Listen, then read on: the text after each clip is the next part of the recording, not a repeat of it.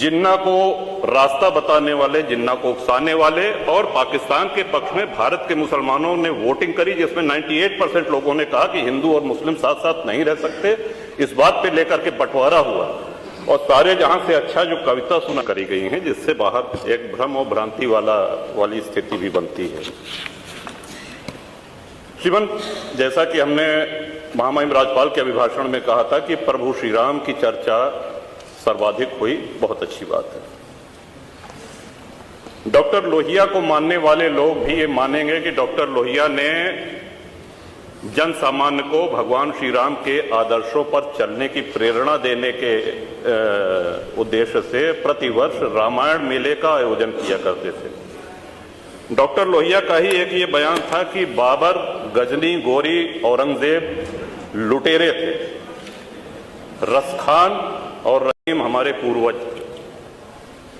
श्रीमन, ये बात यहां पे इसलिए कहना आवश्यक हो रही है कि पिछले कई दिनों से हम देख रहे हैं कि माहौल बिगाड़ने का प्रयास हो रहा है। हल्द्वानी तक का उदाहरण दिया गया इस हाउस में।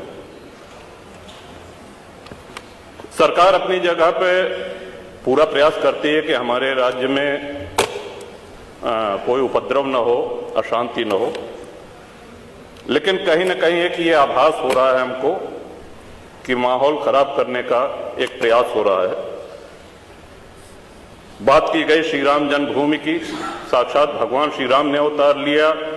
काशी नगरी जो भगवान शिव के त्रिशूल पे टिकी हुई है, जा सुनाम बल शंकर काशी, देत सवै संगति अविनाशी, और भगवान श्री कृष्ण की जन्मभूमि। श्रीमान, स्पष्ट है ये दीवाल के ऊपर शिखर तोड़ करके गुंबद बना देने से ये गंगा जमुनी तहजीब नहीं होती। वो हमारा आक्रांताओं द्वारा तोड़ा गया है। और एक और भ्रम फैलाया जा रहा है, जो व्यास जी के गुफा में जो पूजा हो रही है, वो पूजा अनवरत सैकड़ों वर्ष से चलती आ रही है। ये बात बाहर जानी चाहिए श्रीमती। अनवरत सैकड़ों वर्ष से, इस पे सन 93 में स्थानीय प्रशासन ने रोक लगाया, किसी न्यायालय ने रोक नहीं लगाया इसकी पूजा पे। और इस सदन के माध्यम से श्रीमान उन पुजारी को भी हम प्रणाम करेंगे, 31 वर्ष जिन्होंने चाबी संभाल के रखी कि एक न एक दिन ऐसी सरकार आएगी कि ये ताला खुलेगा और इस चाबी की आवश्यकता।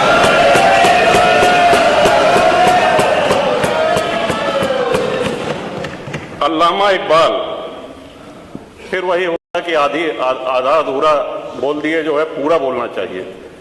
अल्लामा इकबाल पहले वो व्यक्ति थे जिन्होंने कहा कि हिंदू और मुसलमान एक साथ नहीं रह सकते। पाकिस्तान के आइडियोलॉजिकल फादर, इसने कहा कि मुस्लिमों को अलग देश चाहिए।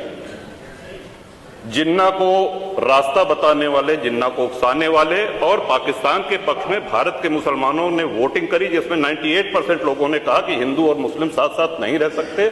इस बात पे लेकर के बंटवारा हुआ और सारे जहां से अच्छा जो कविता सुनाई गई वो अधूरी है। 2 पंक्ति उसकी हम भी सुना दे रहे हैं कि ए आब रूद गंगा, वो दिन है याद तुझको, उतरा तेरे किनारे जब कारवां हमारा। कि गंगा के वो मैदान तुमको याद है जब हमारा कारवां उधर से आक्रांताओं का कारवां आया था। ए आब रूद गंगा, वो दिन है याद तुझको, उतरा तेरे किनारे जब कारवां हमारा। चीनो अरब हमारा, हिंदुस्तान हमारा, मुस्लिम है हम, वतन है सारा जहां हमारा।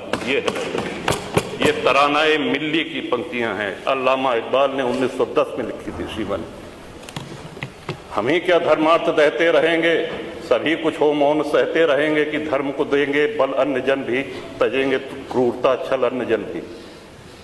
श्रीमान, हिंदू तो सर्वसमावेशी है। किसको आश्रय नहीं मिला, किसको आसरा नहीं मिला? यहां पे जो भी संकट में आया उसको हमने अपनाया। कभी किसी हिंदू ने नहीं कहा कि हम मुसलमान के साथ नहीं रह सकते हैं। उल्टा जब बंटवारा हुआ, धर्म के आधार पर हुआ, पाकिस्तान बना, जो मुस्लिम वहां जा रहे थे, हिंदुओं ने उनको रोकने का काम किया कि आप रहिए हमारे साथ, भाई भाई बन के रहिए। इस संवेदनशीलता को रसखान जी, अब्दुल रहीम खान खाना, इनके आदर्शों पे चलेंगे तब अच्छा वातावरण, अच्छा माहौल बनेगा। अगर बाबर और औरंगजेब की अनुसरण करेंगे, उनका अनुकरण करेंगे, तब तो शांति की कोई गारंटी नहीं। मैं फिर से पुनः बधाई देता हूं, इस बजट का समर्थन करता हूं और माननीय योगी जी की सरकार को बधाई देता हूं।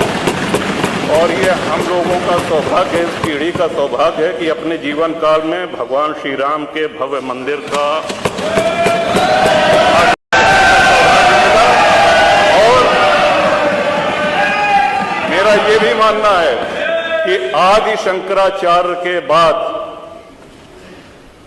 अगर कोई सनातन उत्थान का और हिंदू उत्थान का कार्य कर रहा है तो श्रीमान नरेंद्र मोदी जी। बहुत बहुत धन्यवाद। जहां तक